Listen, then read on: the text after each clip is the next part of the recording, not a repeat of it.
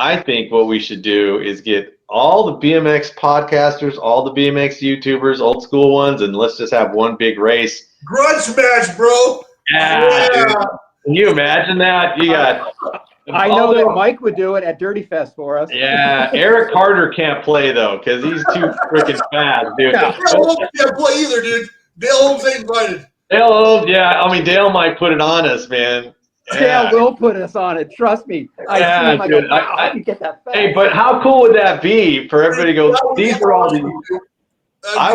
I would race that. I'm telling you right now, I would absolutely race that. Yeah. And also, nobody would want to be beat, so all of us are going to go out and train. Hell yeah, because our shows are on the line. So I don't. Reputation, everything on the line, dude. Show legitimacy.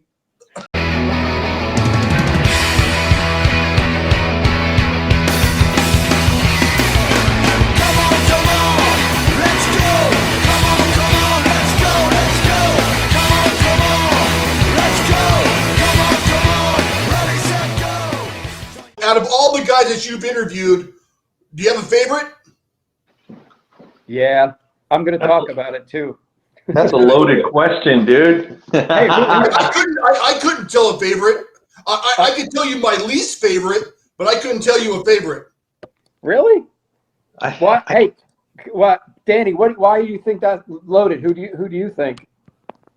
Man, I would hate to be the guy that picks his favorite because you have, John, you've interviewed like some really legendary dudes. So yeah, me and Kevin we're getting there, but we're not at your level, and I'd be afraid to like hurt anybody's feelings. You know what I mean? Well, my now that you asked, and we're up and running, my all-time favorite, Jeff Botima.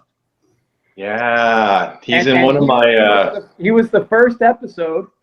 Mark Rink is actually episode 00 because Mark. I came up with this idea. He got Jeff to come down, and Jeff saved my life in Oklahoma at the Grands in a car wreck. I told the story a million times, but it's always worth repeating. We all got into a truck, and the guy that was a rental car, and the guy that was driving, who's a full famous AA pro, he's not with us anymore. He had been drinking too much, and we all jumped in. We didn't ask questions. We're driving down the road. People are going like this. We go to the exit ramp. I'm like, we're going way too fast. There's a traffic light coming up, and just boom, hit it. Traffic light falls over. Airbags blow up. The door opens, and it's Jeff Botima and Pistol Pete. I'm like, am I dead? And I look, and Jeff goes, come on, we got to get you out of here before the cops come. And I go, I guess I'm not dead. and I told Jeff all the time. I told him he passed away maybe last couple weeks ago. And I said, man, you saved my life. I'm indebted to you. I want to take you to lunch every time. Would you be on my podcast as the first guest? And he goes, yeah. So that's Jeff's awesome. Probably my favorite one, just because he's. Where was it? Where did this happen at? At the Grand, 89 Grands in Oklahoma. Wow, that's crazy. I think I read or heard you say it, John. You mentioned that you knew that Jeff's health wasn't the best, so you wanted to make sure you got that podcast. Yeah, I always went and checked on him. Like he lives about an hour from me, but whenever I'm down there, I would go to his house, knock on the door. Sometimes he'd open it, sometimes he wouldn't. Sometimes he'd open it, and it's like this weird thing. It's completely dark around him, and he had his visor on all the time, his Botima visor. And he goes, what's up, John? I go, Jeff, just checking in, buddy. He goes, I got a lot of migraines, man. Got a lot of migraines. I'll give you a call. And like, that's the last I spoke to him.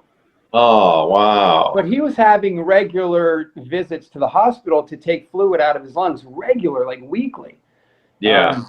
And he's like a hero, man. We all remember that cover. You know, Danny, that cover, he's on Raleigh with Toby. And like, So I go and I look, and my mom sent me some pictures. And one of them is that picture of Botima doing the massive power slide on my wall as a 12-year-old, because the first ribbon I ever got was hanging right there. So like Jeff was on my wall from day one, BMX. So, he was my favorite to have. What's in something got in the camera shot? Yeah, there you go. There you go. No, I didn't want it to slide forward. That's okay.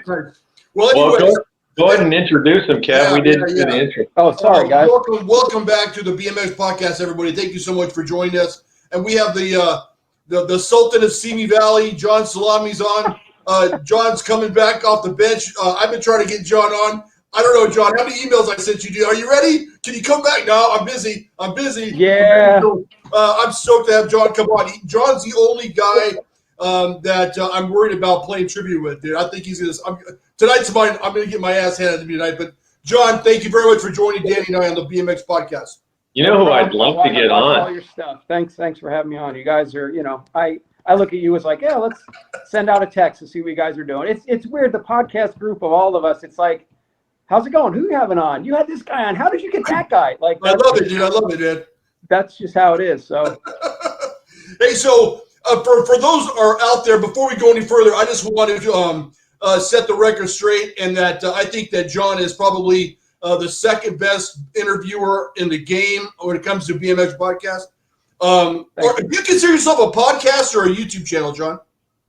I just talk to my friends. Yeah. I said that Danny's the best, but you're the second best, bro. But I appreciate you. So if you don't mind, I really want people to understand what you do and your methods and your what you want, how you like to work things. Tell people about what you do and how you do it, bro. And where do you find you interviewing Sure. people? So I do a lot of things for the BMX community. Started racing in 79, like 80 was my first race, but then I raced from 80 to 92. In 88, I moved out to California to live the BMX dream. My parents thought I was crazy. Brian Gass was like, come over to my house. So I made that jump. And then I've been a fan of it forever. Like, how can we not be, right? This was our stuff. So a long time ago, I started the BMX Legends Society podcast. I had Greg Hill on. This is like 2012. And it was one episode, and then I got working because I work in the entertainment biz. So like I could do a movie for 30 days and be gone somewhere. And it never really got out. And then I come back again. I go, I'm going to do another one. So I started the BMX Legends Society Facebook page. We have 20,000 members. So I love it. I also started the New Jersey BMX Hall of Fame Facebook page. I run that as well. Lunch with Legends, BMX Stories is my favorite thing to do, like you guys. That's on. I do Facebook Lives, and then I bring them over to YouTube to archive them. So the Facebook Live numbers are insane. Like, people jump on right away. It allows me to interact with people, like have guests and then have comments like, oh, like, hey, check it out. Andy Zurzo's on, Holly Dunn's on, like, hey guys, and then they ask questions. So it's I believe I love the way it's interactive, and then I'll just archive it on YouTube. So BMX Lunch with Legends on YouTube. You can check that out. I also run the New Jersey BMX Hall of Fame. I'm the founder of that and an organizer of that. That's another thing that's we're going to launch that again in spring of 2026. And I always do a show, like an inductee show, where I put on a suit and I play music. Last year I played Springsteen because he's from Jersey. And I just have a little fun show. So this year, that'll be in December. I'll do that live from 805 Bicycles. That'll be fun. So I run that. And then I'm racing again after Dirtyfest. I met you guys. I'm like, damn, I did pretty good. And the funny thing is people were commenting on my speed at Dirtyfest. Never in my career from 80 to 92 did anybody ever go, Salami, dude, you're going fast. Nobody. Right? so I said to myself, maybe I needed 25 years to get better. So then I started modern racing, right? And the week after Dirtyfest, I grabbed my S&M dirt bike and I raced a state qualifier and I won. So I go, nice. This is weird, right? What am I doing? So then I was like, well, this is fun. I go to the track, Eric Root. Let me interrupt you really fast. Sorry, man. I was going to show you this, John. Who's that guy? Oh, that's me. I was at Dirtyfest, man. I got that I just uploaded that short, and I go, oh, man, this is good timing, man. We're about to have him on. Oh, good. Thank you so much. Yeah. So then Eric said, look, get off that sled you're on. S&M, I was Chris's first roommate when he moved out of his house, Moeller.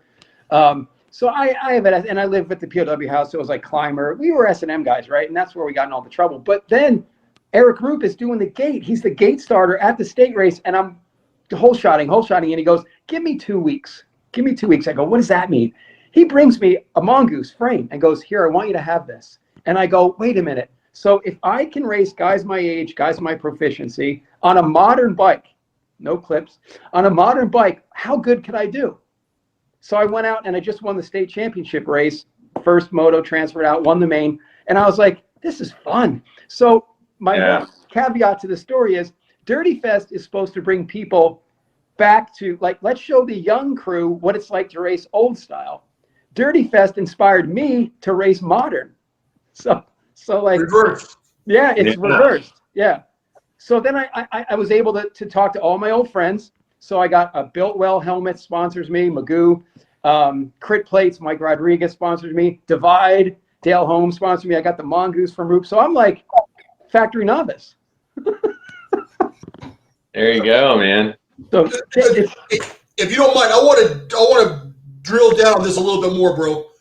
So you go to Dirtyfest, you crash at Dirtyfest.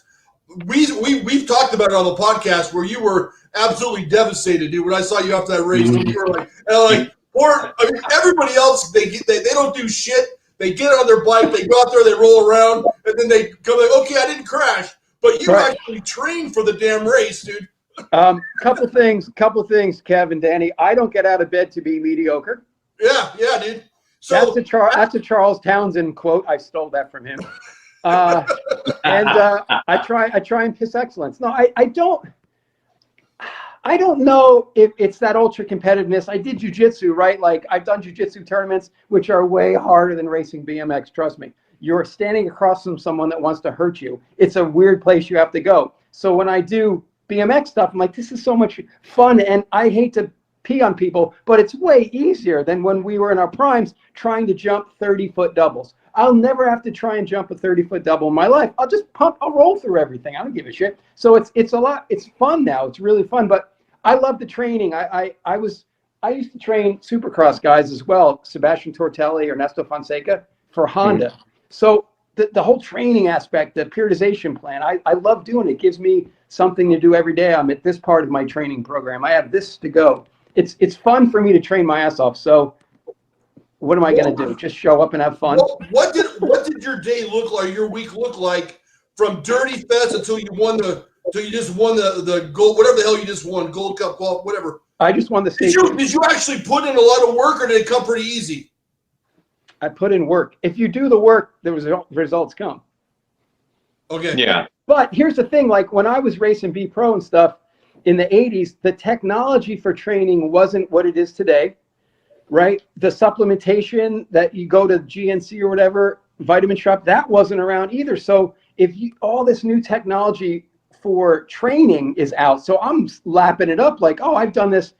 I used to travel with Specialized in Schwinn for mountain biking. I was a soigneur, so I was a massage therapist. I was a trainer. I cooked their meals. I carried their bags, all that stuff. So I was around those high-level people. I'm like, they'll literally ride from the hotel to the race, and then ride home. I'm like, wow, that's some new level shit. Like, so the technology of training is way better than it was in the 80s. So now I'm taking all of that. Like, listen, when we were kids, if I squat heavy weights, that's going to make me faster. Absolutely not, right? No, there's no way.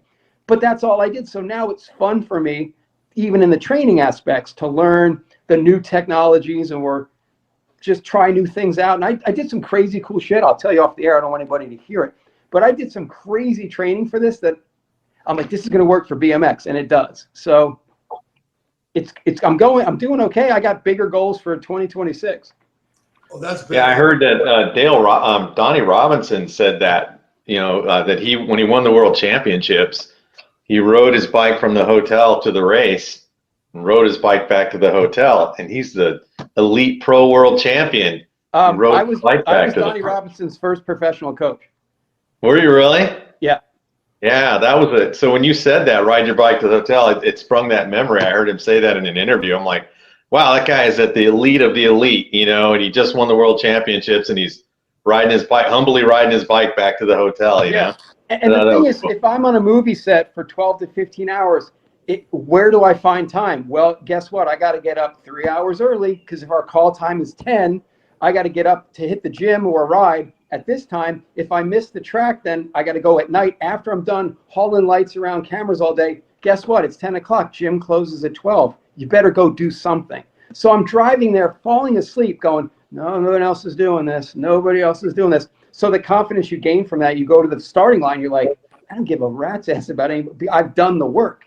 So you can absolutely tell if you're on your bike or not. I mean, I could tell you, because I've done both. I mean, I've just got off the couch and raced, and then I've raced after weeks of doing sprints and riding my bike every night after work, you know, and you always can tell the difference, man, because your muscle memory's there. Like I can balance, I can snap, but you can definitely feel that the horsepower is missing and the endurance is missing if you're not on the bike all the time. And the best training for BMX is to ride your bike, you know. And I think that's always going to reign true. As long as you're on that thing, you're going to do better than if you're not, obviously. Yeah. And how about the gate starts? Did you feel like I nailed a perfect gate right in front of Eric Group? I'm like saying to myself, I can't do bad gates with Eric Group standing here as the starter.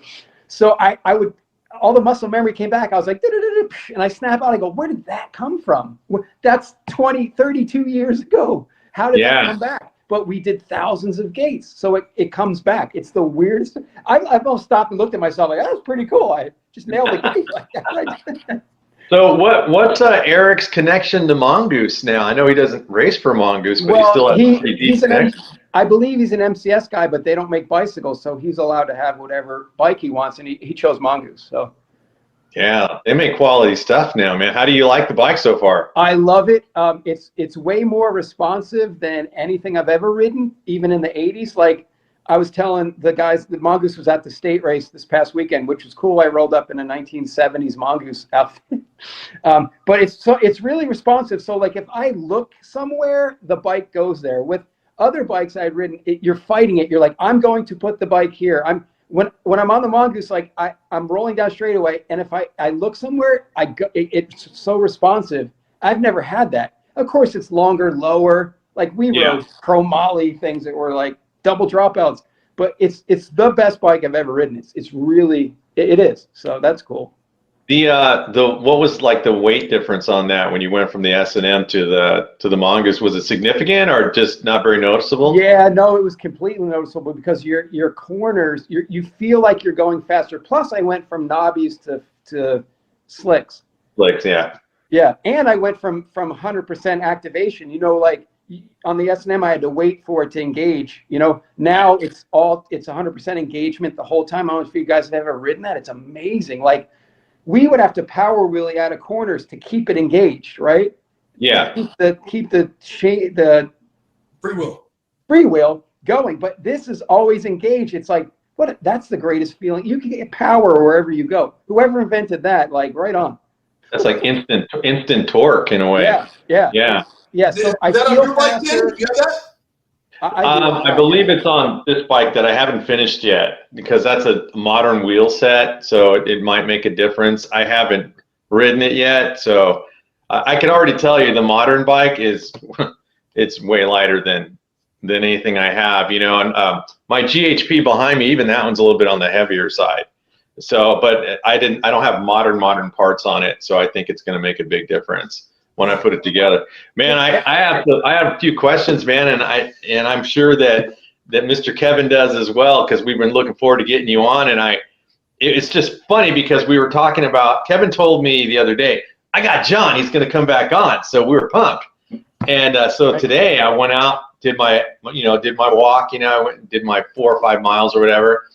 And I'm like, I want to listen to a podcast. I'm scrolling through Dale's podcast, Dale Holmes. And I go, lo and behold, there's John Salami about 5 or 6 episodes down. And I go, let me listen to this. This is perfect timing because we're going to talk to you today, you know. Cool. I got some stuff I want to talk to you about, man. You've had an interesting life, man. I got to tell you. Yeah. And the thing I'm going to tell you before I start shooting these questions at you is, John, you land on your feet, man. You go from one thing to the next thing to the next thing, and it just keeps seeming to get better. Yeah. I don't like the way I was listening to your story. I could be wrong, but that was the impression that I was getting from the whole thing. You know what I mean? Yeah, it's the work ethic. No, in a competitive sense, nobody will ever outwork me, because if you think you are, I'll try even harder to outwork you. Like, my dad was the East Coast blue collar Italian, so like you're up at 5. You're gonna go to work at 5 o'clock. You're gonna never be late. You're never gonna call in sick, and you're gonna work hard, and you're gonna retire. And I'm like, I don't know. I think I'll kind of use that template, but not 100%. But that's exactly where it comes from. So that guy that's screaming and yelling at me as a child is the dude that makes you get up. I'm never late. I'm the first person on set every time, bar none. And I was the first person to sign up at the state championships. Wow. Yeah. So Kevin, I'll try to take turns with the questions so I don't bombard the whole thing like I do sometimes. No. You But get out of roll. I just sit back and watch. Go for it. so like the first thing I'm going to bring up is, so John's living in New Jersey. John's racing. John wants to go to California. Now, you're a youngster at the time. I believe you must have been 18. 20. Okay. But still, that's really young. Mm-hmm. And so John makes this big jump from New Jersey and moves to California on what, like $2,000 that he saved? $2,000, yeah. Yeah. So the cool thing about the story, and it really, I could visualize it when you were talking about this part, John. I got my Ford Escort. It's loaded. I drive to the top of the hill and look back at my house and realize this is it. I'm actually going to do it. I thought, can you tell me what was going through your head at that moment, dude? Because I thought that was awesome. 1,000%. Okay, so I just perfect segue. I turned around and I said, I'm never going to have my dad yell at me again. That's it. Yeah. That was it. But that's the same. I look back to the same window my mom used to put BMX Action in. So when I came over the hill from school, I'd see it. Oh, the magazine's here, and I'd sprint into my house to get it. Like she put it in the window every time I got it. I heard that story. But that was it. Like I said, I'll never have to deal with my dad grounding me anymore or yelling at me. It's nothing but BMX. And my dad said, I will not let you move out there unless you have a job first. And Brian Gass gave me an application from Right Way Distributing, which was before GT bought them. So I had a job at Right Way Distributing, packing bike parts to sell out to dealers, and that was my job. And he said, you have a job, you got $2,000, do your thing. And my mom was upset. Yeah, I think our mothers hold on tighter than dads. But my mom's like, have you ever heard the story, The Impossible? Have you ever heard the song, The Impossible Dream? I go, Mom, it was about living the impossible dream. Yeah, so when you left John and you're heading out there, the funny part of the story is you get to Brian Gass's house, and I guess he failed to tell his parents that you were moving in. That's funny. Yeah. So the Braddock National was the weekend before the Braddock ABA National. Right. I got 5th in B Pro. I think I got $50. So Chris Moeller is there. I met him, and that's where we started hit it off. And he goes, "I'll see you at Orange on Wednesday night." So I'm in my head like, I got to get there. I can't let him down, right? It goes back to my dad being the. So it took me 3 days to get across the country, right? Because I'm hauling ass, right? So I roll up to Brian's house and he goes, "Oh, dude, I forgot to tell them. I'll go in and talk to him. No big deal. They said it's cool. We'll put you in the guest room, whatever." I get to Orange. I go, "Hey, Chris, I made it." And he goes, "Oh, I was only kidding. Dude, we race Wednesdays, Fridays, and Sundays." It does. And I go, he stole your thunder, man. So, but I did it, and I look back now and I go, it wasn't a big deal. But people that stayed in Jersey or made the same trip go, "Man, you did it! Like you lived the BMX dream." And I go, "Yes, I just wanted to get out of the cold weather." And I would watch USC football games and go, "Look, it's sunny out. The girls are in skirts. Cool. California chicks, I'm in." The Go-Go's and Valley Girl were my inspiration too. So I wanted to get out and get there where the sun was, because we got our tracks closed down from like December to March. The tracks were closed and snow came and you had to go indoors. I used to go indoors to a horse arena and do sprints on dirt just to get the work done. Yeah. Yeah. You mentioned in your interview, which I kind of gravitated to it because it felt fairly familiar to me. You were talking about, how important BMX magazines were to you, and that your mother put them out and you knew it was there. And it was, to me, I was listening to you talk, and I go, man, he's right. Because there's something about holding one of these, and going through it and looking at every picture. And I had my whole style of it was I'm going to look at every single photo, and then I'm going to go back and I'm going to read everything, and it's going to last me 30 days, because I got to wait 30 days for the next one. And you mentioned that, and I thought that was really cool. And it sounds like your parents were pretty supportive in your aspirations to do BMX. And you mentioned that they didn't want you to race motocross. You said, how about if there's no motor? I thought that was pretty funny. And you mentioned your first bike. You said AMF, I think. Is that like a Huffy? What's the story? It was an AMF with like the two, I forget what they call it, when the two bars come down the side to support the top tube. Yeah, like a Stingray almost. Yeah, there's a name for it. And I had a fat seat that said MX on the back, big, fat, cushy seat. And I had fenders and big bars. And that was BMX to me.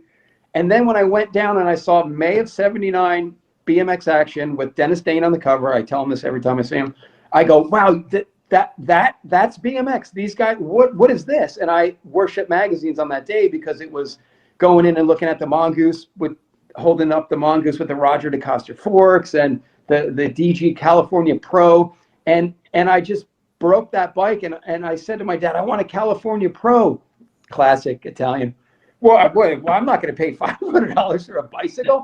You're going to get the Cycle Pro Macho.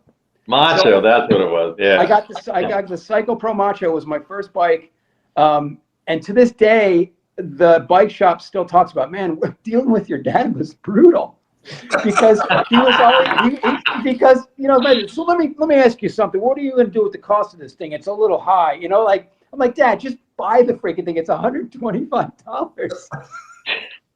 Is it a Cycle Pro Macho a lot like an FMF or a Race Incorporated? No, not even. It's like a Ross Snapper. It's entry level, like a Pro Raider hutch. It's like entry level. Yeah. Was it aluminum or aluminum, right? Steel. Okay. All right, there you go. So then I'm reading magazines, Danny, like we always did, and Kevin, and I'm like, oh, this red line thing is, what is this red line thing? Who is Stu Thompson, right? Like, what is this red line thing? So I got a red line MX2 and was like the neighborhood king, Yeah, that's the big jump to get on that red line, right?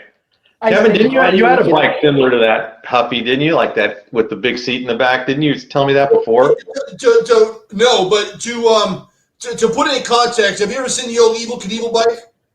Yeah. That's an AMF. That's okay. Thank you. Oh. Now I can picture that. Yeah. I had something similar because I had the AMF.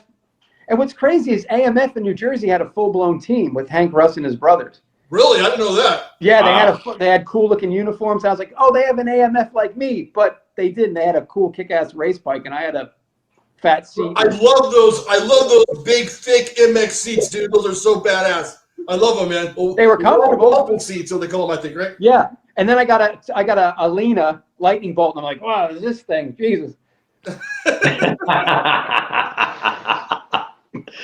Yeah, I remember when I got introduced to my first real BMX seat, those plastic hard seats. I was like, oh man. Yeah, my dad, like, how are you going to sit on that thing? I go, well, you don't. You stand up when you race BMX. Like, that's classic. I'm paying $12 for a plastic seat. So John, not to change, but when you get to California, you knock on Brian Gass's door. You eventually get in there. You go directly to Right Way. You don't deliver newspapers or nothing. You're in Right Way, and you're pulling parts, right? Everybody pulls parts. Yeah. On his recommendation, they hired me, and he said, "Look, he's coming from New Jersey. He's into BMX. He wants to work here." And they said, "Okay, cool." Wow. So how long did you pull parts? Where did you go after you pulled parts? And what was your kind of trajectory in the GT ecosphere? I went to Auburn. I went to Moore Distributing, and I worked with Todd Huffman and Bob Morales. And I met Bob Morales at my local bike shop. He did a freestyle show of Bob Haro in 1981. I still have the stickers in my garage from the ones that they gave me. Is Bob Morales, not to interrupt you, did he create created the AFA, right? Same AFA, guy? Group B Designs, Dyno, that's all Bob. And of course the ASV stuff in the motocross world now. So you quit Right Way and went working for Morales.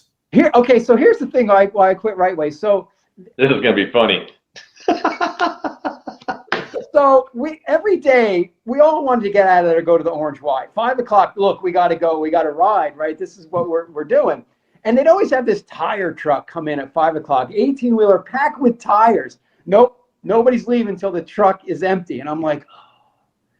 So I'm like, what am I going to do? Right. And it would just happen time and time again. And you're like, oh, man. So Morales and Huffman are like, look, work for us. You can drive to all the races in the Auburn van and set up the tents and do all that stuff. And I go, that sounds like a cool job. And you can put together all the Auburn. You can put them together in the back, put some Loctite on them and wrench them all together. So I put Auburns together for a long time. Yeah, I heard you mention if you're riding an Auburn, I probably put it together. I heard you say the early ones, the black ones with the chrome rear ends that were chrome moly. Yeah, and I worked at Moore Distributing for a while. So then when Moore got bought by GT, then I was over at GT working there. And the funny story is I got fired twice, which is funny. I drove, Miranda will still give me crap for this because Mike was there, Big E was there. It was fun. We'd always go to these clubs on Sunday night called 1970s. It was all dancing 70s, and we'd all show up. It was in Hollywood. It's a drive, so everybody would show up tired as hell. It's like Fight Club. You'd roll into GT on a Monday morning, like, oh, dude, I can't. And then you give a nod to the person that was there with you, like, let's just keep quiet. It was like Fight Club. Nobody mentions the club we went to.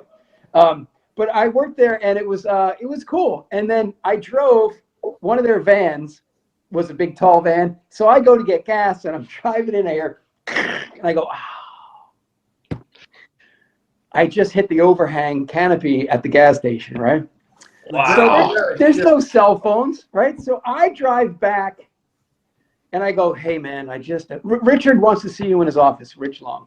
And I go, oh man. People praise Rich Long. I had a different experience with the guy. Gary Turner, awesome. So I go up there and I say, hey, I'm so sorry. And he goes, you're fired. And wow. I go, really? And he goes, yep, you're fired. I go, cool. Appreciate the training on the truck and how to get the different, appreciate the proper training to drive that thing. And he goes, I go, yeah, see you later. Then I get rehired by Todd Huffman and I'm doing all I go through the magazines. I see how much GT's in there, which really made me learn a lot back then. So I have to mark every time GT's in the magazine. Yep. So what happens if they're not? Oh, let's make a phone call, make sure they are. And I was like, oh, that's how it works. So then Todd said, we're trimming some fat around here and you got to go. And I go, okay. Damn. So I got fired twice, which is funny because when they had the GT reunion at Dirtyfest, I was like, I'm only showing up if I get kicked out. So that was my running joke. It was fun. It was everybody came through there was amazing. Like a lot of people got their start at GT. Like it was fun. And Gary was awesome. I'd go through the warehouse. Gary Turner, GT himself. He goes, Salami, I fire you yet? I go, nah, I'm still working here. He goes, damn. And that's all he said to me. He was super cool. I overheard you talking about your jump to the pro class, and you said you were about 19. And you just didn't want to be a 19-year-old in the 17 and over expert class. So you felt that was old, right? So you're like, I got to move, right? 100%, so yeah. What was that like your first time you made that jump to the pro class? Was it what you thought it was going to be? Yeah, locally it was fun because I made money. So I did real well locally, like state races and stuff. 1 year I ended up in points #1, but they didn't have a state championship. They had a national down the street. Everybody went there. I'm like, where's everybody going? Oh, we're racing the national. I'm like, but wait, we don't care. So I did officially end up that #1, but not unofficially. So, but it was cool because you could make money. Like I would just constantly make money at locals every week. So it was fun, like $50 here, $100 here. And I go to nationals, and I have a running joke that I got more fifths in semis than anyone in the history. But I'm changing that now. I'm winning a lot lately. But that was my thing. Like I get taken out. I'm in fifth. So I was average. I always say this. I was average at best at B Pro. And when I came to California, it's like, who are these NorCal dudes? I never seen these guys in the Swifty O'Gorman is like, and you're like, who are these aliens? So yeah, it was cool. In Jersey, I'm winning that locals. I got fifth in the main, that one time, and then I moved here. I'm like, yeah, I'm gonna do good. No, got crushed. So that lasted 3 years. But through that time, it was like just even going to the Nationals, showering on golf courses, sleeping in the stairwells of hotels, buffet plates. You just hand it off to your buddy. He pulls it out. Yeah, we're going to eat. Like I traveled with the S&M guys, so it was like, it was fun. The POW house was fun. So like, even though I was average, I did meet a lot of really cool people and have fights with Greg Hill and those guys, which was fun. Whole story about that, but it was fun. It was a good time. So traveling the Nationals, just make it enough to get to the next one. You know, it was cool. But after a while, you're like, oh my God, I just went on summer tour and I didn't make that much. How am I going to survive? I need a job that allows me to do this. So I lived it. I lived the dream. And you were pursuing your education at the same time. After I stopped, I went to massage school, and then I became a massage therapist. And then everybody wanted to go. Everybody was changing over to mountain bikes. Lopes, Carter, Cullinan, Lee Donovan, Terry Yanis. All those people were going to that, and I was like, well, how can I hang out with my friends if I'm not genetically gifted at mountain biking? Oh, I'll just become a soigneur, which is like, it's nurse in French, and you do massage work, you do carry the bags, all that stuff, cook meals. So I ended up doing that, and then for 2 years with Schwinn, 2 years with Specialized with the World Cup team. So here's your schedule for the year. Can you make this? Italy, France, Norway, Spain. And I'm like, yeah. So I would travel the World Cup circuit, right? So the cool thing is like after this, the last year on Specialized, I got to work with Sean Palmer, who's the most driven athlete I ever worked with in my life. Right. And his whole dream was, I just want to make the main event at a Supercross. That's all I want to do. So we're going to do the X Games, and you can follow me around. I'm doing 5 different sports. I go, oh my God, this is amazing. Wow. Right? So after X Games, he goes, I never gave you a snowboard, did I? I go, no. He goes, here. And I go, what? So I had his X Games snowboard. It's amazing. So then after that, he said, I want to make the main at a Supercross. So I worked with him, and I went over his house every day, and we trained, and I loaded his truck and did all this, made his meals, and he actually made the main event. And he put the bike in his house in the wall, the motorcycle that he made the main on. So, wow. Yeah, I got to work with so many really cool high-level dudes. So, like, coming back and rounding up the story, like, when I get up, I've been around all these guys, like Olympians. Like, I want to emulate. I don't want to just show up and, let me have fun at this race. Like, I want to put in the work and see what happens. So, yeah. Go ahead, Kevin. Go ahead. Going back a little bit, John. You're B Pro or you're single A Pro. Show up to Orange County, or you show up to Orange. Mm-hmm. What do you have to pay to race pro at Orange on a normal Wednesday or Saturday night? In my memory, I never raced pro, but I think that my friend Corey would pay like $20 for a regular race. Is that right, or is it more? The thing we used to do is we would practice for free, and then go ride the Orange Hill Restaurant Hill. We go train after we did sprints and we did all our gate starts.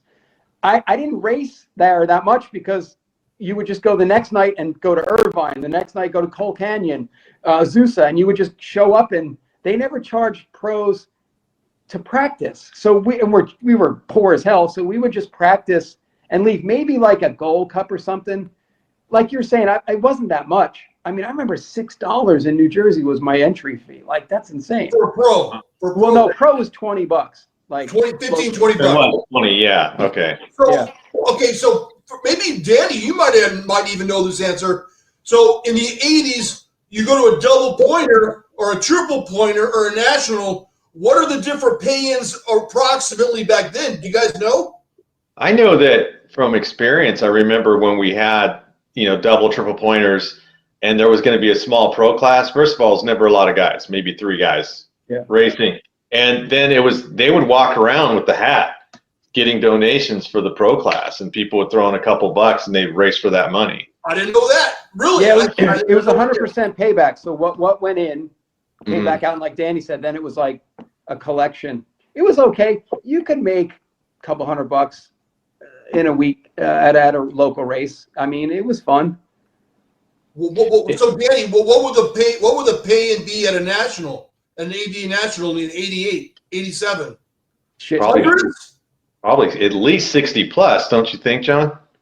Oh, for the entries were 50, I think. If I Yeah, yeah. So I never raced pro, but I know that they paid more than the amateurs. Yeah, it was Yeah, 50 if I remember correctly. So yeah. So, I mean, it's an investment, especially if you're kind of going, if you're scraping by, starving artist type thing, to be be a privateer pro. So yeah. Okay, so just so everybody knows that watches this 10 years from now, I'm a single A pro. I go to the Burbank National in 1983. I signed up to race B Pro. I never make it out of my motos. B Pro, I lose my entry fee like anybody else, right? They only pay pros up to the third place, or they go all the way down to the whole gate. Used to be fifth, I think. Fifth. yeah. Yeah, because I know I've looked at magazines and some of them will show the pro payouts, and you can see it going all the way down to where they're getting I think they get their entry money back. Yeah. But Up to fifth. yeah. One of the ones that I saw that I thought was super interesting. It was an indoor race. I want to say it was a Jag World Championship, and it was on me and Kevin were just talking about this the other day. It was on concrete with ramps and all that, flat turns. Yep. And the pro payout was crazy because first place was $5,000, last place was like $100. Nice. So if you are in first and you fall, that's like a $4,900 mistake, man. Yeah, in 1981 or something like that, and that's a lot of money in the 80s, right? Yeah. We did that. Did the ABA chip in on that 5,000, or is that strictly entry fees? Man, they had to chip in, dude. Yeah. Well, remember, it's a Jag World Championship, so there's sponsors involved. So there's probably deeper pockets for a race like that. Yeah. Yeah. So, but I thought it was interesting when I was reviewing the race. I'm talking about it. I'm like, hold on, let me hit pause, guys. Look at the difference between first and last. I mean, one mistake, dude, and it's like, dang, it's like we make a mistake. Okay, well, we didn't take a trophy home. They make a mistake. Damn, man. Especially, can you imagine? $4,900, dude, probably paid your rent for the year. And I don't know if have you guys ever done those, raced the concrete with the wood jumps? No. I know. We talked about that too. It's amazing. So we have the Armory in Jersey City. So it's always snowing, it's always raining, and your bike's on the roof. So you'd wait till practice, and inevitably somebody would forget to wire their grips on, and they'd pull up for the first jump, and because it snowed all the way there, their grips would be in their hand, and they're like, ah! So whoa, yeah. And then they put Coca-Cola down and VHT, then hairspray, and they would just put those in the corners. And it's the coolest thing ever because there's a weird echo because it's indoors, and there's just dun-dun-dun, from hitting the wood jumps all day long. So it's like this weird echoey church sound, and then just dun-dun-dun. But that's all you had in the winter, and nobody cared. I don't care. And some guys were great. Anthony Sewell was amazing on those kind of tracks. Yeah, me and Kevin just talked about that, and I said we do these things called random comparisons, and I go, would you rather race on the ramps or on a dirt track? And he goes, man, he said dirt. What did you say, Kevin? He goes, it doesn't look fun, I think is what you were saying. We'll put it nice. I mean, don't get me wrong. I would have done it if I had to, but no, I didn't. It doesn't look fun to me. None of those jumps were smooth. You just go into those things. But was it your opinion, though? Did you have a good time doing it? Yes, because we had no other choice, or else you're going to sit in the snow or move to California. There you go. Hey, was there any? Sorry with your questions, bro. Sorry. That's all right, man. This is what the show's all about. Was there any regrets at all, John? You're out there. You've made that move. You're in California. Was there any point in time where you were wanting to call mom and dad and going, I messed up. I want to come home? Did you ever have that feeling at all? No, I'm still here. Holy moly, that's amazing. That's a super successful story, John. Well, success is, it's comparable. So I did it, and being in California, it led to, I went into mountain biking, I went into cross guys, I went into Hollywood and made commercials and TV shows. So it's all here, and I haven't left since. So I've called Brian Gass literally 35 years in a row every May 8th. Thank you again. He goes, you really don't have to call, bro. I go, I do. I'm that grateful. I want to be grateful and thank you again. Okay, man. Talk to you next year. So, I should do that on the anniversary of my interview with him. He was a cool dude, man. Me and Kevin got to talk to him for a while at Dirtyfest, and he sold us the visorizers, and I was like, man, this is so cool meeting this guy. You know, the family. I cold called him off of Facebook, man, to come on. He was like, sure. I'm all, what? You said yes? I had to read my text again. So I thank you profusely, man. Great guy. Yeah, so my roommates, my landlords were Brian Gass, Billy Griggs, and Todd Corbett. So, like, when you're living with these people, you see what they're doing. You know, Billy's backyard track was just, he's like, it was so cool. And then living with the POW house was like 12, at one point, 12 pros all living together. Like, and I get told, like, that was kind of a pioneer thing of, like, building a BMX house, because I believe we were one of the first to do it, especially before the POW house was the HBP house, which was like Moeller, John Paul, Dave Clymer, Alan Foster, me, and Bill Grad.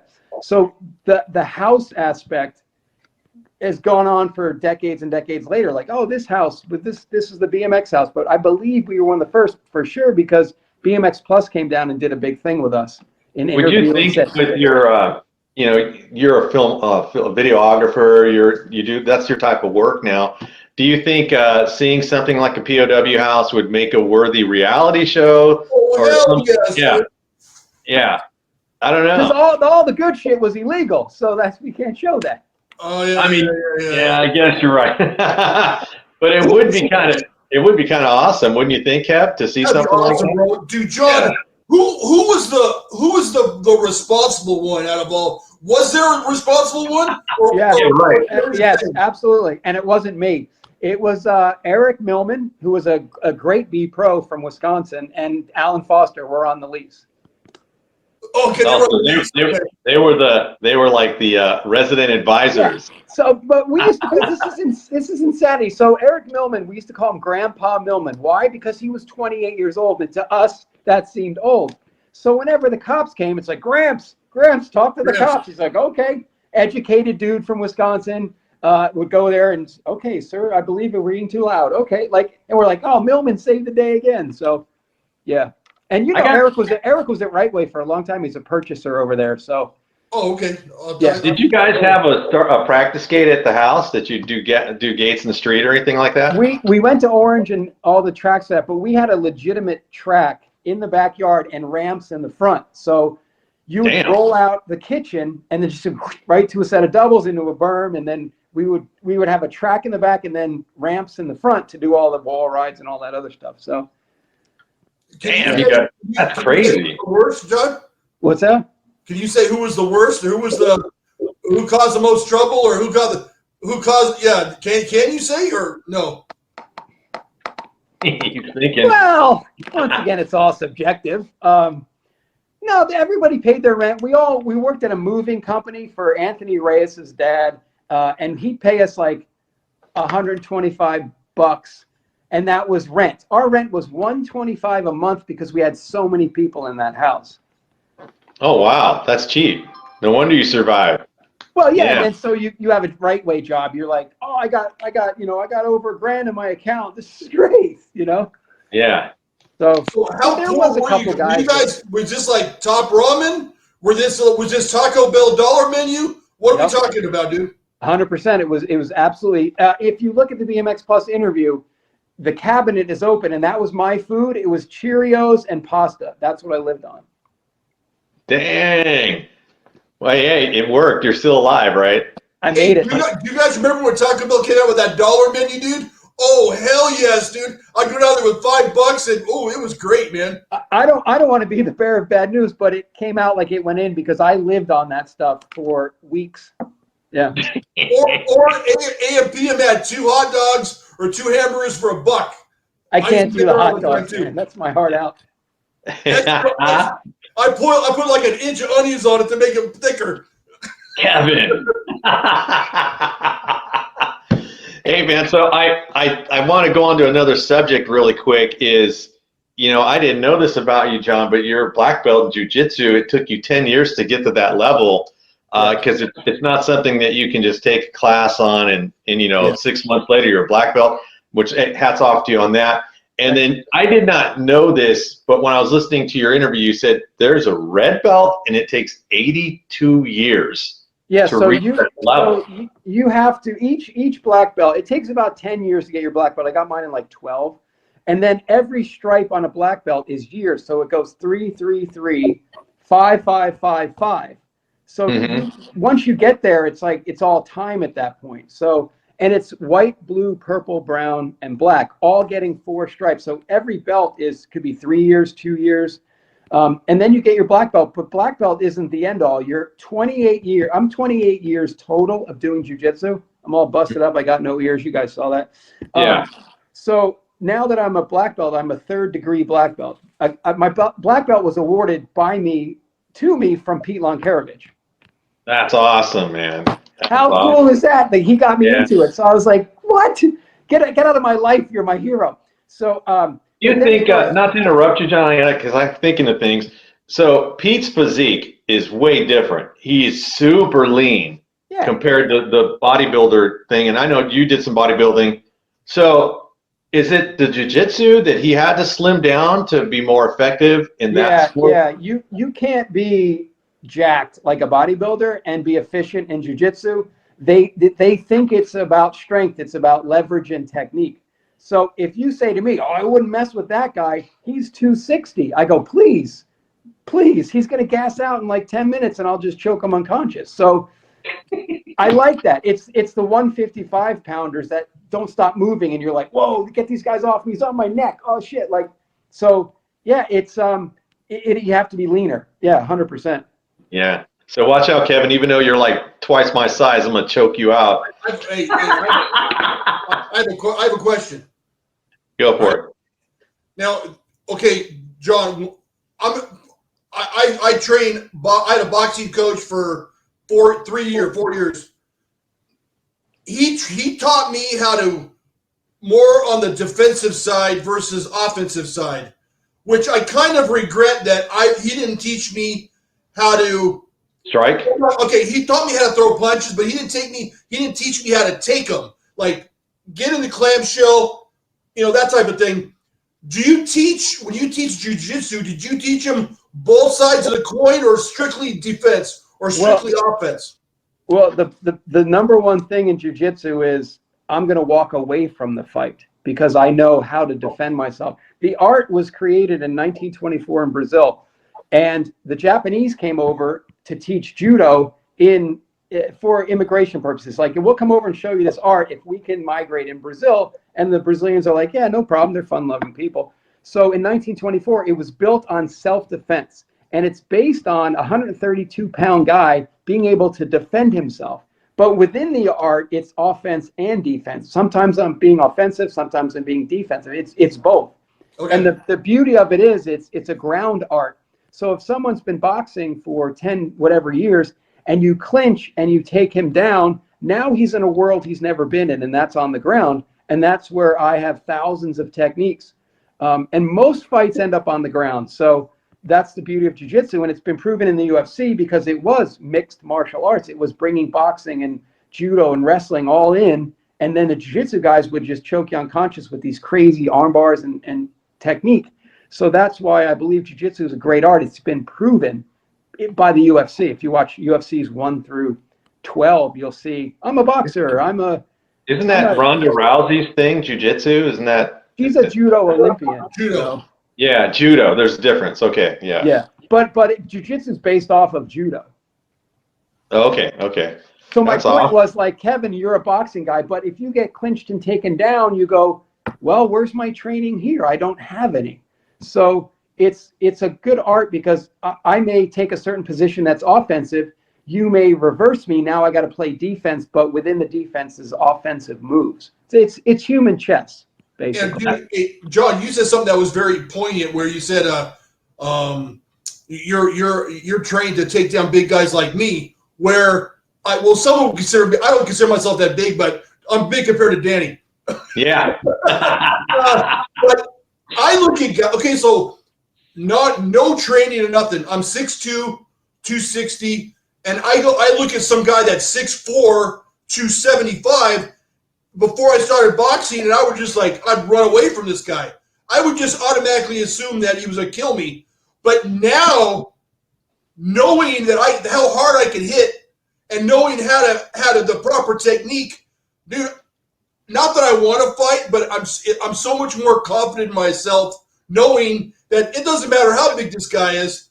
I could probably do pretty good as long as I employ my technique that I've learned over years of training. Yeah, it's a self-defense art in the beginning, right? So there is a confidence you get from being able to handle yourself. After 28 years of this, I can walk in confidence in certain situations. You know, there's knives and guns, and I'll just pull out a gun and shoot you. Yeah, I get it. That's why I'm going to walk away from the fight. But the thing with the body types is you look at a guy and you go, oh my God, he's 6'4". Every joint in your body only goes a certain way, and everyone on the planet Earth has carotid arteries. You can't get away from that. So if your leg only goes one way and your arm only goes one way, I'm going to attack it with my full body on one joint and break it. No matter if you're 260, 155, 130, 210, you got carotids in your neck. I will find a way to get to your neck and put you unconscious. That's jiu-jitsu. Wow. That's one of the things I had a problem with when Mayweather fought McGregor, because I mean Mayweather's arguably one of the greatest boxers ever, but I mean it's an unfair advantage because McGregor couldn't take him to the ground. He had to fight standing up. So that's why I go. It was entertaining fight. I thought he held his own for a guy who's not really a boxer, but it was still I was like, well, what's the point of that though? He can't. They're two different disciplines. Yeah. It's and like trying on the ground, it would be a different thing. And well, you got to get me to the ground. Guess what? I'm trained in that too.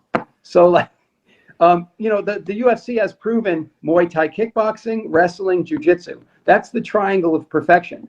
Because if you're a boxer, you get taken down the ground, no big deal. I know clinch work and I know wrestling. And then when we get to the ground, I know jiu-jitsu. Well, I'm going to stand up and trade with you. That's cool. I'm a Muay Thai kickboxer. So it became a specialized thing of those three areas. UFC guys can come into the gym and maybe they don't know the complicated stuff that I know for different areas, leg locks and heel hooks and all that stuff, but they're good at everything, right? So when I stand up with them, I go, oh man, I mean, I boxed for years, but I wanted to know wrestling, boxing, and jiu-jitsu because it's been proven to be the best of all worlds. One more question. It's your show. Ask her. Yeah, dude. And I think I know the answer to this, but I'm going to ask the question anyways. Have you ever tried to employ any of this on the street? No, okay. Have you ever had to employ any of this? And I'm guessing no. One time we were in France. England.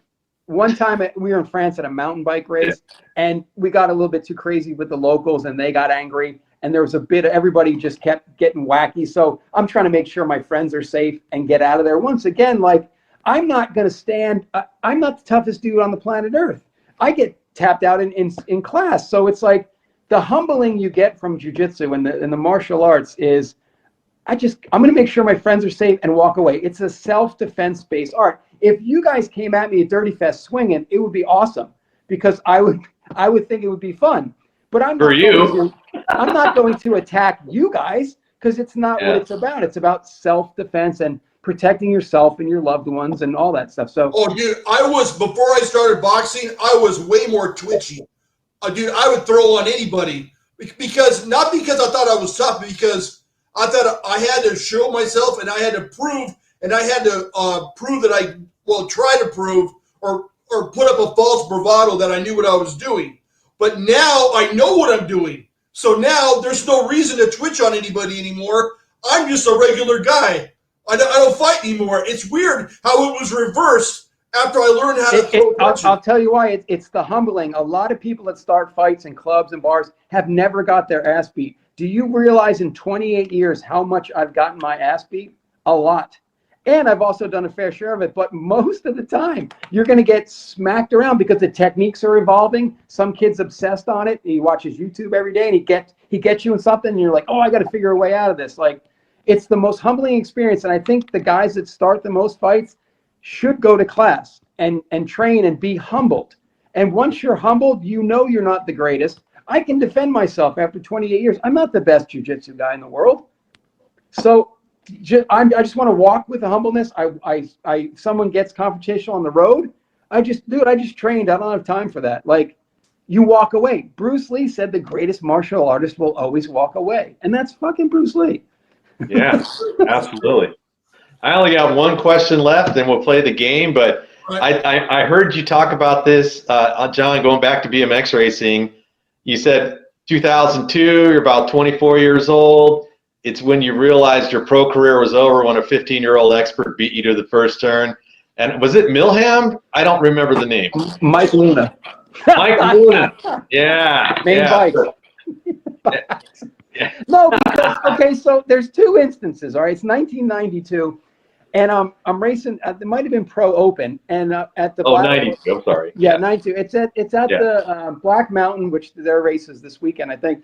And I'm going as fast as I possibly can. They have like this bridge, and I'm coming out of the bridge, and I stop, and I have this realization, like, I'm going as fast as I can go. This is insane. And here comes my homie from years ago, Dave Clymer, pedaling past me. And I go, how on earth do you get that fast, right? So I take it in stride, and I go, okay, Dave's awesome. Dave is an incredible, legendary BMX guy. And I double A, and I go, wow, it's possible to go that fast. I'm not going that fast. And I come back to Orange Y. I'm on the gate. And I put my head down. I'm sprinting, and I look up, and this GT guy goes, and I go, it's Mike Luna. He's 15 years old. I'm 24. I'm 24. And I go, I can't. I'm done. So Alan Foster tells me, gave me great advice. I sat down with Alan. I go, Alan, what do I do? He goes, if you're not enjoying it, it's done. If you want to keep going, you're going to have to get through these mental barriers. And I go, I'm pretty good. I think I'll just go to the gym and hang out. Like, I knew it was over, because how am I going to be competitive with these people if 15-year-old Mike Luna, Main Bikes, is hauling ass past me? Like Robert Zanow, another kid, they're 16. They're like, so when I came back this year after Dirtyfest, there were kids that were like 15X going, and I'm like, oh, hell no, not again. So and they're clipped in and shit. So recently, I've been training so hard that I'm actually passing or staying even with those people, so I know I'm progressing. So nice. I'm back. Yeah. That's one of the most, we talk about being humbled, and BMX will humble you very quickly, because I remember even at a teenager feeling like, man, I'm invincible. I'm so fast on the street. And then you get to the track, and like a half dozen guys can just smoke you to the first turn, And I'm like, what the hell? Am I in the wrong sport? I remember thinking that sometimes, but then there's other weekends where I don't think I dropped a lead at all the entire weekend, So you just never know what's going to happen. Highs and lows, right? Highs and lows. Yeah, absolutely. All right, Kevin, you got anything else for Mr. Salami before we play? What class do you race right now, John? 58 over novice. I got 3 wins for the year. So next year I'll get 10. I'll do intermediate next year, because then I got to clip in. I'll get the full face. I'm running the Oakley Mass now to keep it real. And it's fun. I feel, it's fun. But you're allowed 3 national wins, 5 state wins, or 10 locals. And I got 3 wins so far. So I got some goals. Nice. Yeah, it's weird though. I go to a race, and even if I'm in the novice class and I'm racing everybody my age, everybody still feels pretty even, except for the guy that is really green. You're always going to have some of those, but yeah, like, man, we're all still. I don't care what if you're an expert, novice, intermediate. I don't care. You're still 55, 56, 57. Yeah. So it's a more even playing field in a way, in my opinion, anyway. There's still. Is it harder to find a race being a 55-year-old? Absolutely, right? Well, not 55. You can't show up at the Simi Valley track on a Wednesday night and race 55 to 58 beginner, right? Well, it is hard. 55 is much easier to find than 58. So I'm at the last class. I'm 58 and over novice. So it is hard. So I race. If I want to race, I'll race intermediate and on flats, and they're on clips, and then I'll get intermediate points for being that. I ended up 28th in my district this year. Nice, you did some racing. And I raced like 6 or 7 times. because I'm busy at work. But it was cool. But yeah, it's hard to find races. So what I do is I track all the races nationally. Sometimes there's only 3 guys nationally in novice. But next year, intermediate's bountiful. There's so many guys in intermediate, and they're good. They're fast. Like I see them at my local track. So I'll put the clips on. You getting the itch, Danny? You getting the What's itch? that? Yeah, I've had the itch for a while, man, and then the weekend comes and the weekend goes. I got other things happening, man, and I'm like, oh, damn. Man, John, this isn't good for me, bro. I don't want to go out and buy another bike, man. No, and listen, I'm telling you, like, You go one time and you're hooked. It's fun, and your gate start will come back like magically. You'll be like, where'd that come from? And it's really fun, and it's not that. People are going to kill me, but the tracks aren't that bad. I told Dale Holmes in San Diego, I go, dude, what's up with an entire straightaway? Who do I manual? What do I not manual? What do I pump? Dale Holmes, former world champion. He goes, just pump everything. I go, everything. Okay. So yeah. I don't have to jump, right? I will never be an expert. I will die an intermediate, because expert is like Billy Griggs, Andy Curry from New Jersey, Eric Simmons. Like, I'm not racing all those guys. There's no way. But I'll hang out in intermediate for a while. Have fun. Man, you're speaking the truth, dude. Yeah, I'm telling you, Kev, you go one time, dude, you're not going to want to stop, and then you just. Oh man, dude. Danny, just set a date. Yeah. Danny, set a date and just make it happen. Just go, huh? You know what we should do, guys? Everything will fall into place. I think what we should do is get all the BMX podcasters, all the BMX YouTubers, old school ones, and let's just have one big race. Grudge smash, bro. Yeah. Can you imagine that? You got. I know that Mike would do it at Dirtyfest for us. Yeah, Eric Carter can't play though because he's too freaking fast, dude. Dale Holmes can't play either, dude. Dale Holmes ain't invited. Dale Holmes, yeah. I mean, Dale might put it on us, man. Yeah. Dale will put us on it. Trust me. I can get that fast. Hey, but how cool would that be for everybody to go, these are all these. I would race that. I'm telling you right now, I would absolutely race that. Yeah. And also, nobody would want to be beat, so all of us are going to go out and train. Hell yeah, because our shows are on the line. So reputation, everything on the line, dude. Show legitimacy. And listen, because I'll train my ass off. If I win, I will make a watermark for my podcast of I'm the champ of the podcast. There you go. And I'm going to put a disclaimer out there. No big bikes. You got to bring a 20. Kevin, are you down? Would you do it? I'm down, dude. I'm down. Okay. Miranda will do that for us probably on some night of Dirtyfest. All right, man. That's going to be crazy. I better start doing some sprints. On what? A vintage or modern, though? Which bike? Oh. You want to do both? Bring what you run what you run. No, you can't. If you use modern, it's unfair. You got it. $3.99. I'll bring my Skyway. I'll do that. Okay. That's rude. That's like a 2006. Oh yeah, that's a repop. That might not be fair. Okay, so I'm gonna have to borrow something. Hey, listen, I want to plug them because they're my people. 805 Bicycles has a complete rack of all vintage bikes. Ones you'd be like, no way. So I'll let them know that there'll be some people interested and call them up, 805 Bikes in Simi Valley. Simi Valley. Ask for Nick. And they have literally, you walk in the shop, you're like, that whole rack is vintage to buy right then and there. So that's going to be epic, dude. And I know there's certain podcasters out there that Kevin just wants to race so bad. And I'm not going to mention any name. I don't want to race Dale Holmes. Dude, Dale Holmes. I've raced him. I've raced him 6 times. Yeah, he's fast as hell, man. I mean, damn. Let's face it. Okay, here's a bit of trivia I'm going to give you before the trivia. Dale said, and he's an honest man, he said Sean Texas shows up in San Diego and smokes him down the first straightaway. I don't doubt that, dude. That guy was racing Vet Pro at the Grand, so he's got no fear. So good. Yeah. That would be awesome. Hey, Terry Tennant can't play either. He's technically a YouTuber.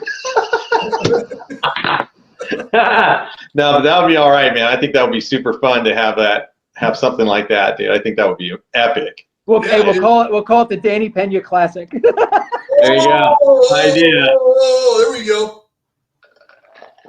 Yeah, it's on, man. Let's do some trivia, bro. All right, let's play. All right, so John, you have not played before, which I'm surprised because I could have sworn in my mind I felt like you played, but we went over that BMX Action magazine #1 for an hour and a half. We didn't have time to play any games. I was really into that magazine. So here's how I've played every time because I'll sit at home and go, I know that answer. So this might be good then. All right, we got we have two topics: pop culture from the 80s and BMX trivia. Most of these questions, guys, full disclosure, are from 1983. I got them from one magazine, so you guys should both should do pretty well. John, you get to go first since you're the guest. If you miss, Kevin can steal it, and vice versa.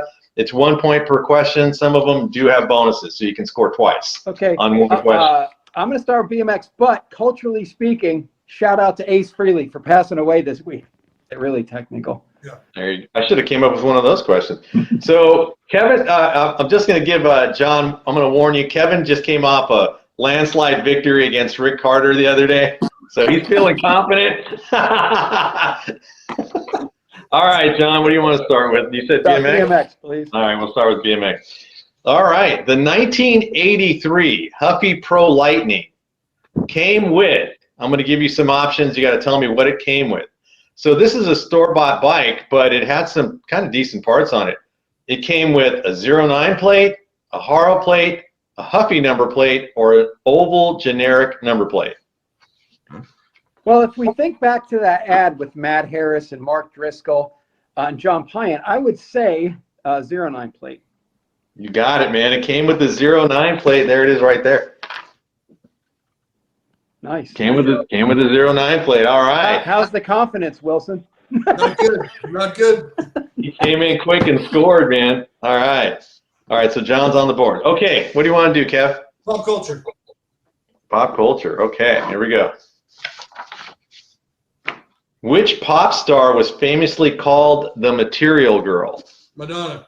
Madonna. Okay, that's a warm-up for you, dude. Don't get caught. All right, moving on. What do you want to do? I'll do BMX. All right. 1983, the Schwinn Predator price point. I'll give you 4 options. Mm-hmm. It was $199.95, $299.95, $185.95, or a flat $200. $299.95. Damn, dude, you nailed that. $299.95. No one ever gets those the first time. Please, I'm obsessed. Damn, that's good. It did. It came with 3-piece alloy cranks, which brought the price point up a little bit. I think that's what drove it up. All right, what do you want to do, Kev? Pop culture. This fool's going to keep going to the pop culture well. All right. Which British band sang Every Breath You Take in 1983? They're a British band? Yeah. The Police. The Police, yeah. All right, it's tied up 2-2. Stuart Copeland's from America, dude. I don't think it's a British band. I know, I read it off the internet, so if I'm wrong, blame it on the internet. You gotta believe it, Danny, if it's on the internet. Gotta believe it, yeah. You know, All Stuart Copeland's dad was in the CIA. Oh, was it really? Dude, trivia on Yeah, top of trivia. Yeah. Yeah, so Sting, is Sting from the UK? Yes. Yeah. That might be what's driving that question. I don't know. All right, we're going back to John. What do you think, John? I love these pop culture ones, but I'll do BMX again. Going back to BMX. Here we go. All right. Jeff Botima appeared in a JT Racing ad with what BMX Pro? My gut says Toby Henderson. I'm going to say Toby Henderson. Toby Henderson is the correct answer, man. That's 3. Damn. I don't know, Kev. This dude has not missed a BMX question yet. Yep. All right, Kev. Pop culture. Oh! Whoa, he's going to drain all the pop cultures. Okay, here we go. Which girl group released Walk Like an Egyptian in 1986? The Bengals. The Bengals, all right. You know, I got all these, right? And I'm like, man, I should do one of these cultures because I got them, but then I'm like, I'll probably get the whack one I don't know. Hey, We have at this point, it's strictly a plan, strategy for me. strategy, trying to win. All right. No shit. Hey, guess who's getting taken out at the BMXPERTS Classic? There you go. What do you want to do? I'll go BMX. One of these times, Kev, I'll step over to that side. But all right. Okay, here we go. The 1983 Amy Grips ad featured two famous BMX pros having what seemed to be a lightsaber fight. Can you tell me who the two pros were in that ad?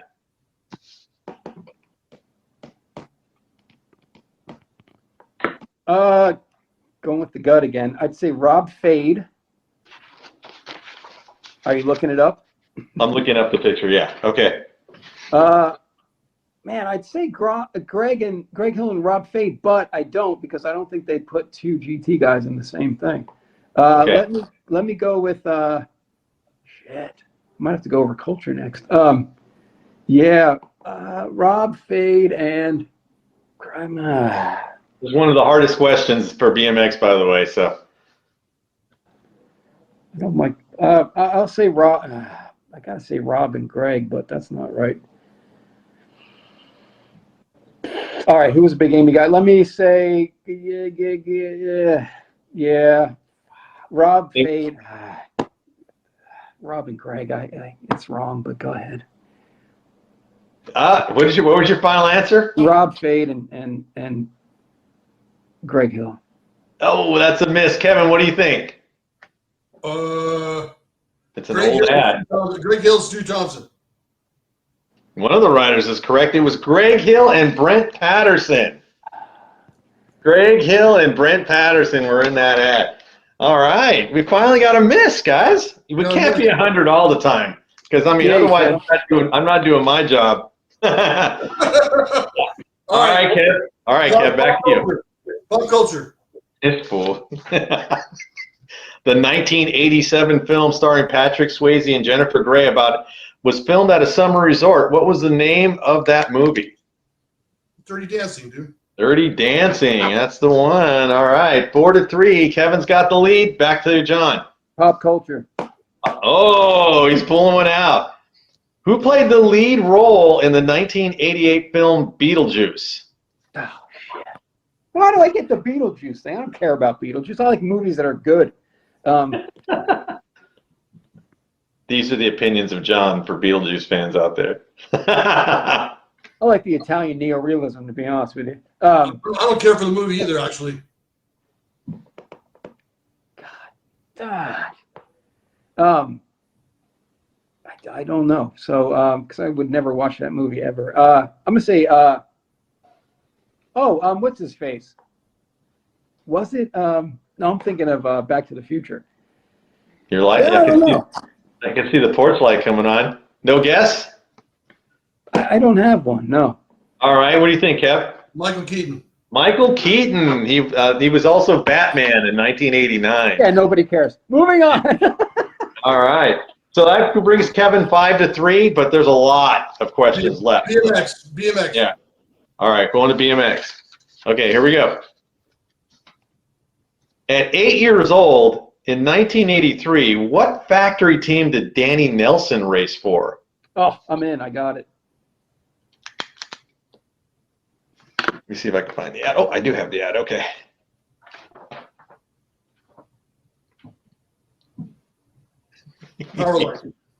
Ooh, good guess. That's incorrect. John, do you know?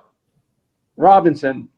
It was Robinson, 8-year-old Donnie Robinson. And I believe, is that who's next to him? Todd Tompkins or something? Who is next to him? I didn't even read that. Damn, you're right. Todd Tompkins. Todd Tompkins, yeah. Bring it. Damn, I can't believe you knew the little guys. That's awesome. All right. That's good one. Good one. That brings it 4-5. And it's on John.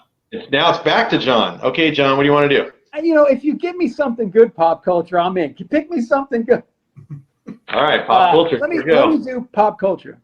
All right. What show followed a group of lifeguards in 1989? What was the name? Baywatch. There you go. Easy one. 5-5. All right. You guys are doing good, man. It's not bad. Here. All right. You guys are cooking through these questions, too, by the way. Man. Yeah. I had a glimmer of hope, but it's gone. Pop culture. Pop culture. We still have quite a few. Okay, here we go. What TV network launched in 1980, which featured a 24-hour news format?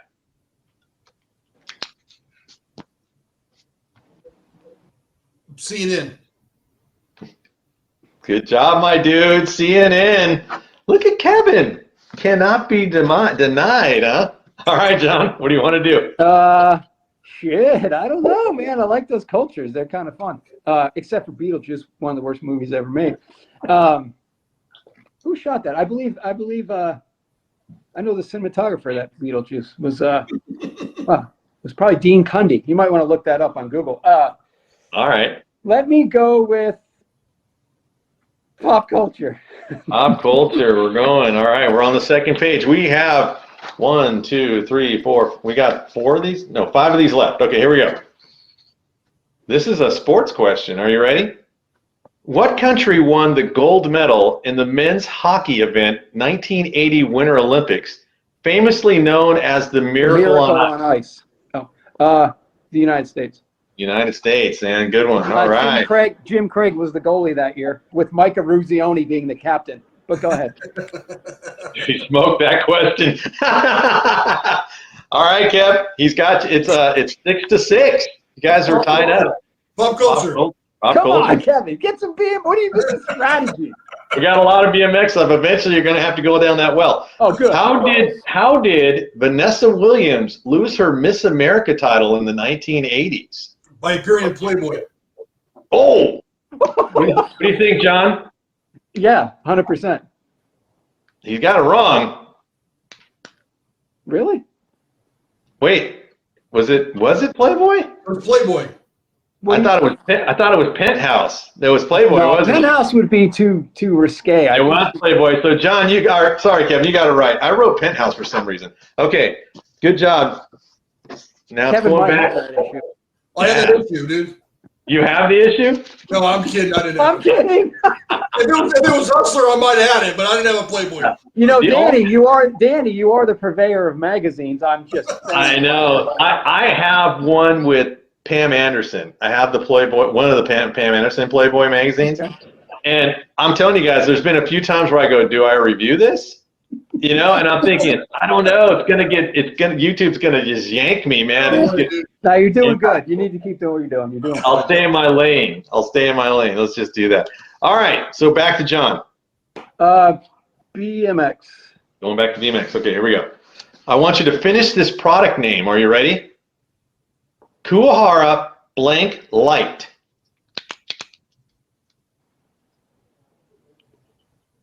Laser light. Laser light. There is a bonus. This could be good for you, John. Are you ready? Yep. In 1983, who was the factory pro for Kuwahara?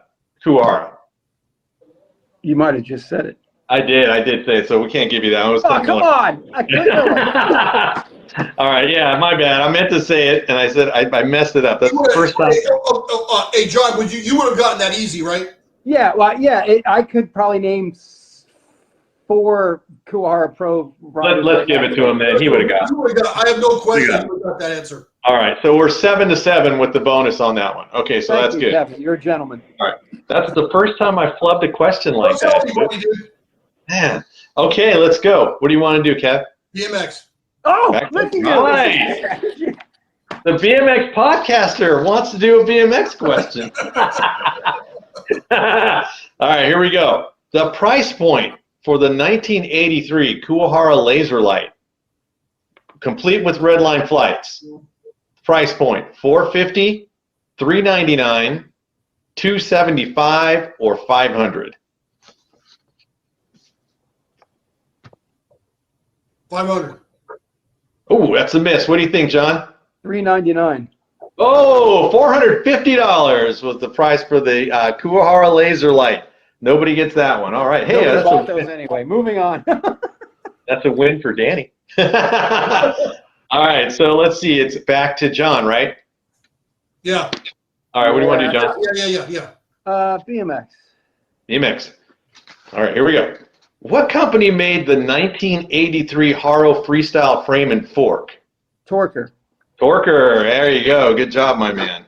Okay, moving on. That's 8-7. This is a battle tonight, man. Pop culture. All right. I love your whole strategy. It's All right. better. What was the name of the space shuttle that tragically exploded in 1986? Challenger. Good stuff, Kevin. That's my dude right there. Yeah. Right on. 8-8 with that What one. was the name of the teacher that died? Oh, that was I know it because they named a school after her over here. Krista McAuliffe? Yeah. Yeah, okay, yeah. All right. Okay, we're moving on. What do you think, John? BMX. Going back to BMX. Here we go. In 1983, Mike Dominguez was featured in a pictorial in BMX Action magazine. Mike was unsponsored.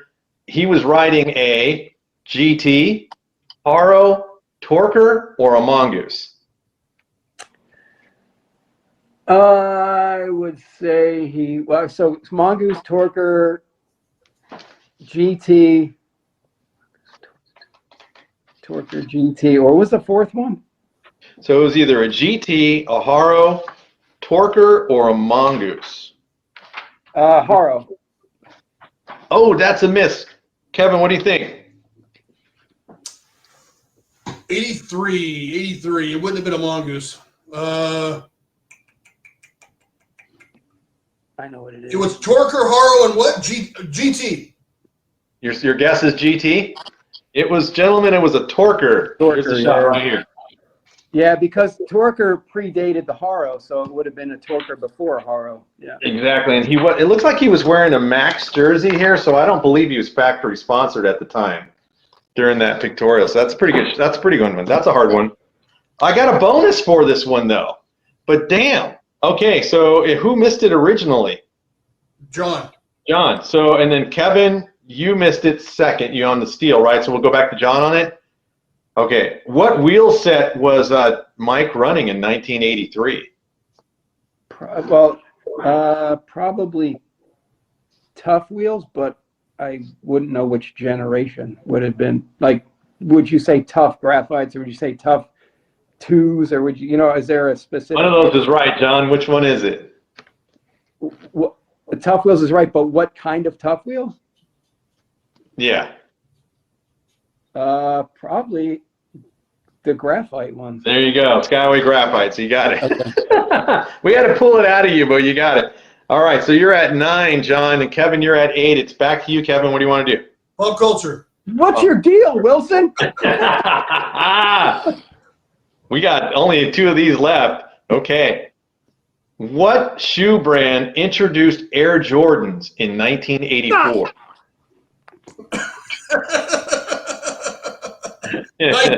Nike, you got it. That gives you 10. All right, we only got one of these left, guys. Going back to John, what do you want to do? How about this one? Eat it, Wilson. I'm going pop culture. Yeah, and don't give me some stupid movie that nobody watched. This is actually a trend. Okay, you ready? All right. Okay, what color fashion trend dominated the 1980s? Like neons or your Neon. Okay. Stop right there. You got it. Neon. Good job. All right, that's it, guys. That's it for pop culture. So we're all BMX from here on out. All right, fire. Let's go. Now I'm motivated. Hey, but the game it's Kevin's got 9 and John's at 10. So John's got a small lead. Okay, here we go. All right, 10 and 9. You've got 9, and then John's got 10. Okay, all right. Okay. In 1983, the former Jag let me start again. In 1983, this former Jag BMX team rider became a factory Powerlight rider. Who was that rider? Oh, I got it. Go ahead.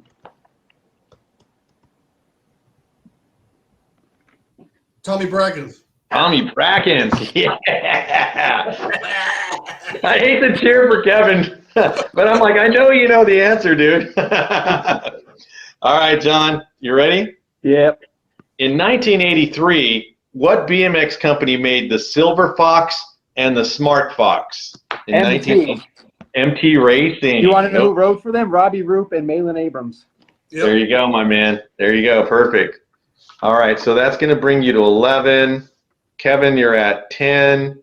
And no, Kevin, I'm sorry, you're at 11 as well. I missed the hash mark. So it's tied up. Sure? Yeah, I missed it. I was going really fast. So it's 11-11. I knew Kevin saw. He's like, wait a minute. Is that my score? I already know he knew. All right, so we're going. Oh yeah, we're going to BMX. Okay, are you ready? Are you guys in the same room? Are you sliding a piece of paper over to him, Danny? Hey, when I played Stanley Robinson, I was playing two people. Yeah, Stanley had some help, man. Yeah, All right. did you did win that one though, didn't you? Yeah. Yeah, I thought so. Okay, in 1983, Brian and Brent Patterson ran what number plate in 1983?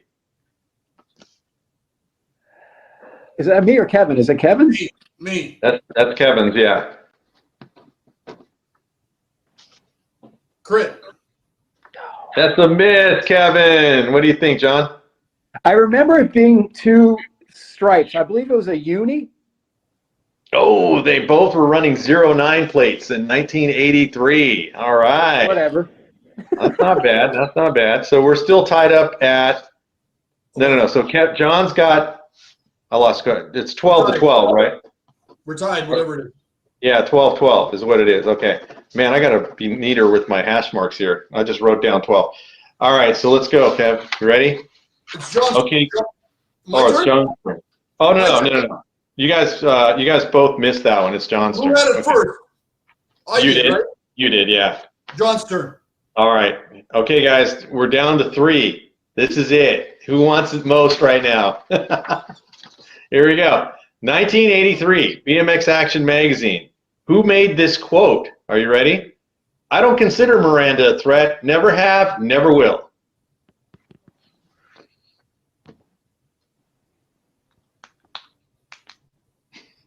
Is it me? It's you, John. It's me. Yeah. It's you. It's Greg Hill. It's Greg Hill. I was wondering if you didn't know that. I'm like, come on, dude, I didn't know that. Those are All my right, homies, dude. Those are my boys, those two guys. Yeah, it brings you to 13. All right, Kev, tie it up right here. Are you ready? Yeah. All right. What do the following riders have in common? Rob Fade, Nelson Chanity, and Greg Hill.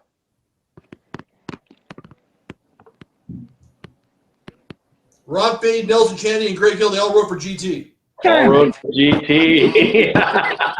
Okay, so I usually scream at the phone when you guys do this. Now I'm screaming in my own head.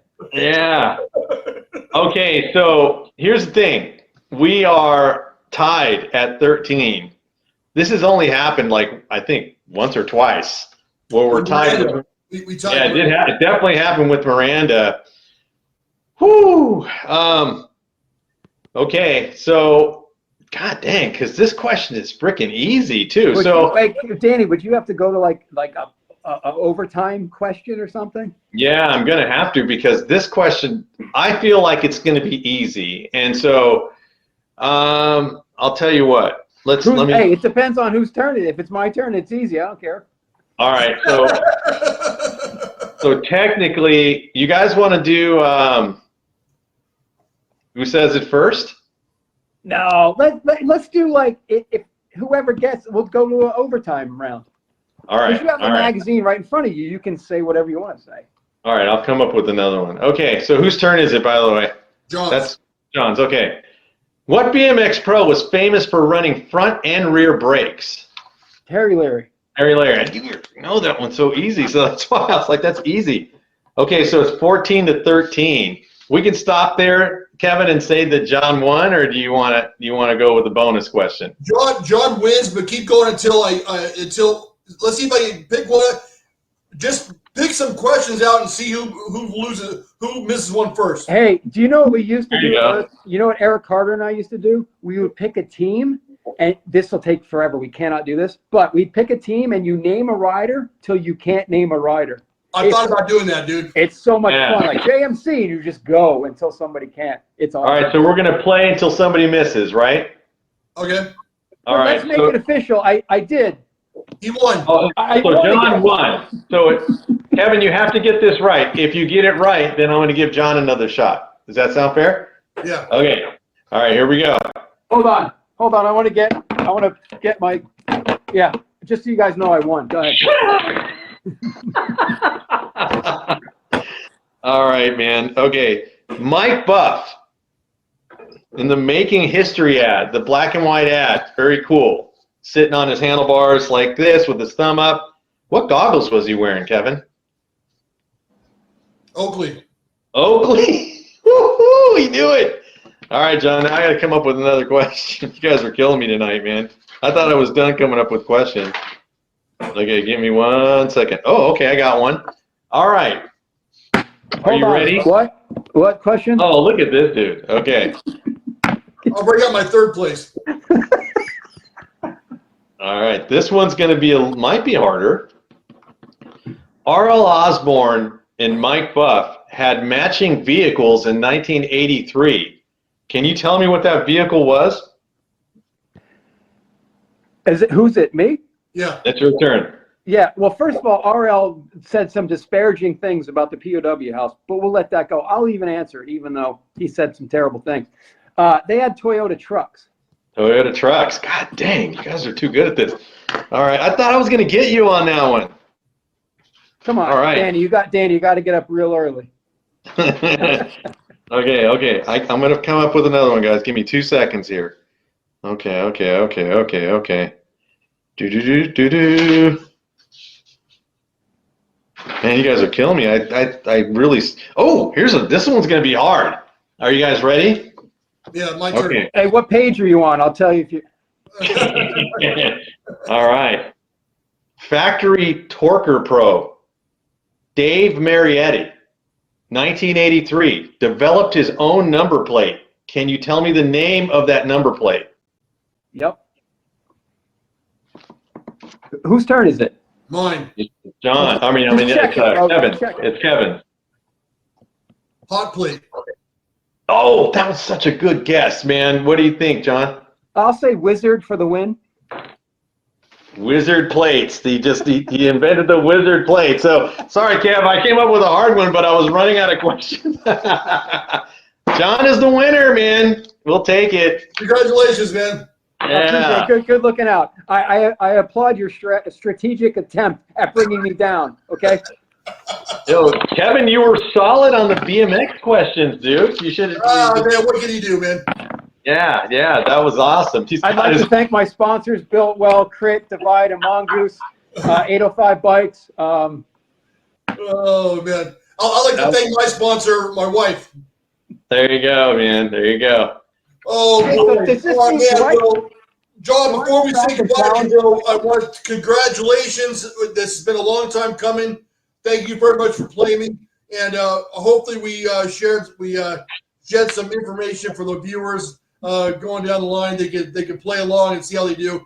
And I really do appreciate it, John. I appreciate all your support, and I appreciate you doing what you do, man. One last time, give everybody a shout out where they can watch your content, bro. Sure. It's called BMX Legends Society on YouTube, and it's called Lunch with Legends. We have about 15 episodes up right now. Greg Romero, Greg Hill, Jeff Botima, Tracer Finn, Gary Laurent, Matt Hayden, to name a few, Todd Corbett. So yeah, and they're all my friends. So I had nothing but a good time with those people. So. Nothing but a good time, dude. And my favorite is the Gary Laurent interview. I like that one. Thank you. Cool. Awesome. Woo! Okay, well, but once again, thank you very much. I appreciate it, John. And we're going to say goodbye to you. Danny, you're going to close up the show. Thanks again, man. Have a good night. Now you can go eat dinner. Thank you, guys. Always keep kicking ass out there. Thank you. All right, man. Keep. Hey, we'll see you at the race series, man. We'll see you at the track. Thank you. All right, bro. Peace out. Bye. All right. See you, bud. Who is going to be the fastest podcaster, man, or YouTuber out there? I'm going to come in last. I know that, but I don't care, dude. It's going to be fun, dude. That's pretty funny, man. I just came up with that. Who did we invite? I don't even know. So, I guess anybody who dares have their own podcast or YouTube channel, man, I bet you people are going to start their own podcast just so they can race. Yeah, man. They're like, we're going to beat these YouTubers, man. They can't race. I can see John still watching us right now, listening.